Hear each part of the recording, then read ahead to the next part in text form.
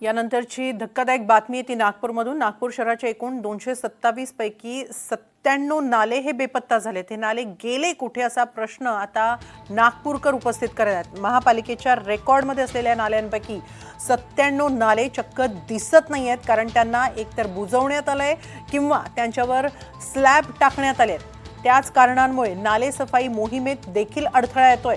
पावसाळ्याला काही आठवडे शिल्लक राहिले आहेत, त्याच पार्श्वभूमीवर नाले सफाई करणं महत्त्वाचं आहे। मात्र ती नाले सफाई करता येत नाहीये, कारण एक तर नाले बुजवण्यात आलेत किंवा त्यांच्यावर स्लॅब टाकण्यात आलेले। स्लॅब टाकलेल्या किंवा अरुंद केलेल्या नाल्यांची नाले सफाई करण्यात अडचणी येत आहेत।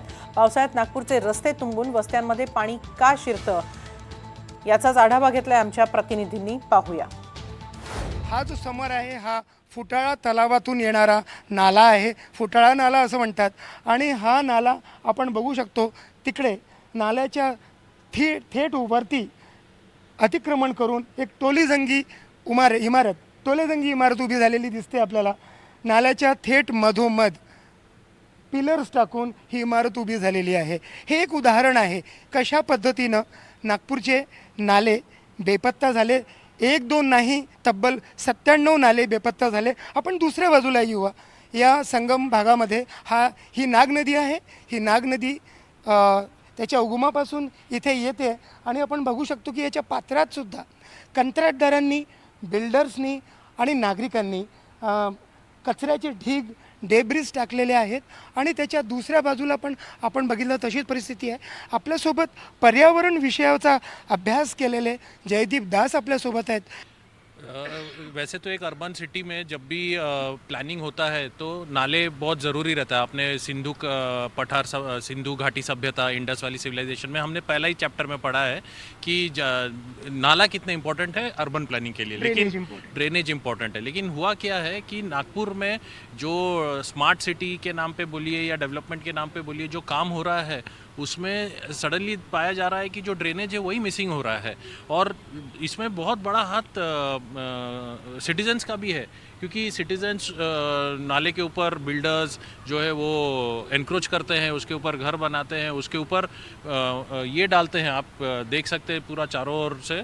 और यहाँ पे भी नाले में अगर आप देखेंगे तो पुराना भोसलेकालीन ने ज़माने में वॉल बनाया गया था, हेरिटेज वॉल, बट उसको भी ये करके नाला पूरा बुझाने की कोशिश या उसमें डेब्री डालने की कोशिश किया गया है, जो कि आगे मानसून में बहुत तकलीफ जाने वाली है। क्योंकि एनएमसी अपना काम करके 1 महीने पहले 2 महीने पहले साफ़ करने उतर रही है, लेकिन उनको कोई साफ़ करने को जगह ही नहीं मिल रहा है, उनको क्लीन करने को जगह नहीं मिल रहा है। तो कहीं ना कहीं हमें ये सोचना पड़ेगा कि हम क्या कर रहे हैं हमारे नालों के साथ। पावसाळ्याला काहीच आठवडे शिल्लक आहेत, पण नाले सफाईमध्ये काय अडचणी येत आहेत एक आणखी उदाहरण बघूया।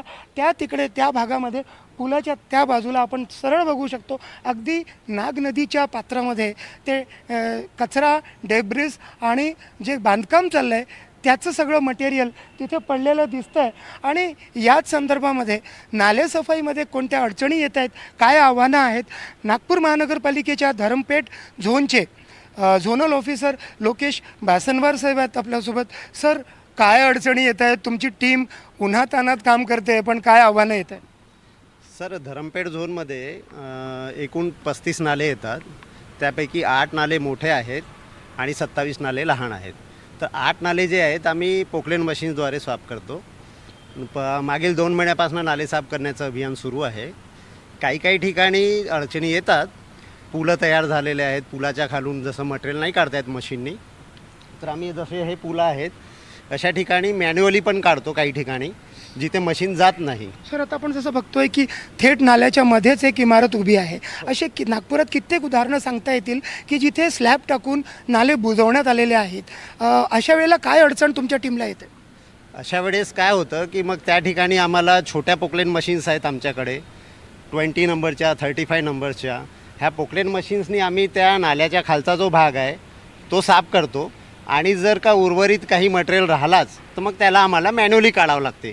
पण जरी तो नाला मशीननी साफ करायचा आहे, मशीननी जर नाही करता आला तर मग आम्हाला मनुष्यबळाने करावा लागतो। आपण पाहतोय की नाले बेपत्ता झालेले आहेत आणि जे शिल्लक आहेत त्यांच्यावरती सुद्धा अतिक्रमणाचे मोठमोठे प्रयत्न सुरू आहेत।